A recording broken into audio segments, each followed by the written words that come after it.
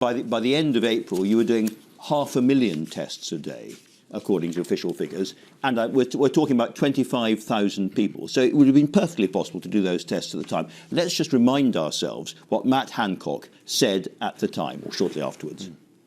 Right from the start, it's been clear that this horrible virus affects older people most.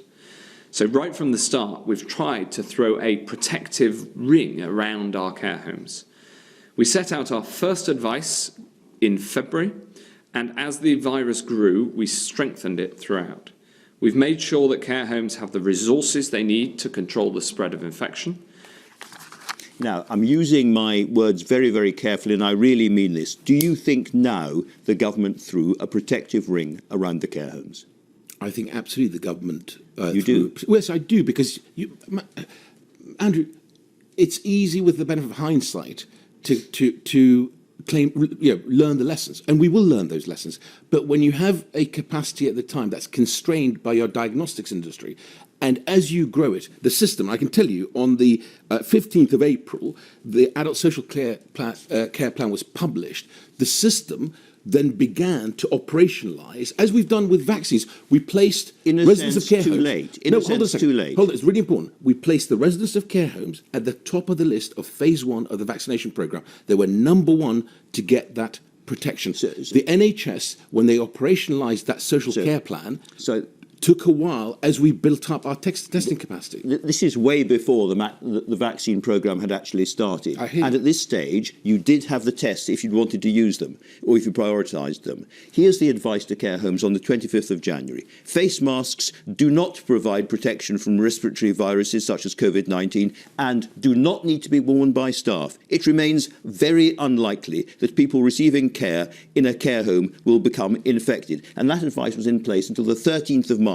Did that protect care homes? Well, as I say, we were learning, we were entering this pandemic with very little knowledge about this virus.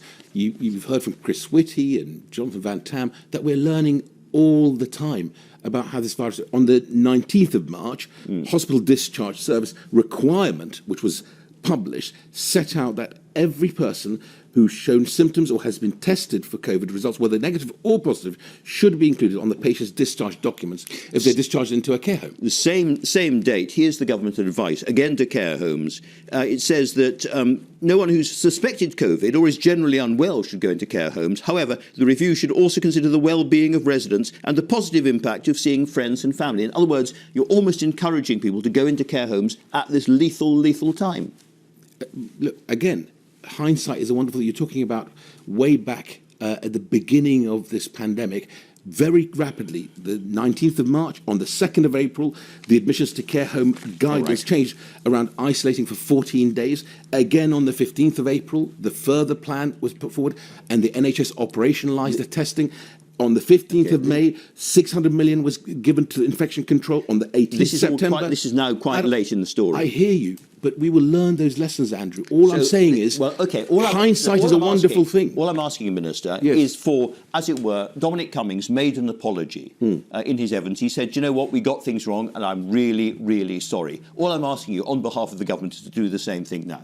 So all I would say to you is we're going to have an inquiry, a proper public inquiry, where ministers and civil servants and frontline practitioners can come and give evidence under oath so we hear the full story. And if we made mistakes, of course, we will absolutely come forward and apologise for them. And, of course, we will learn from them. That's the important point, Andrew.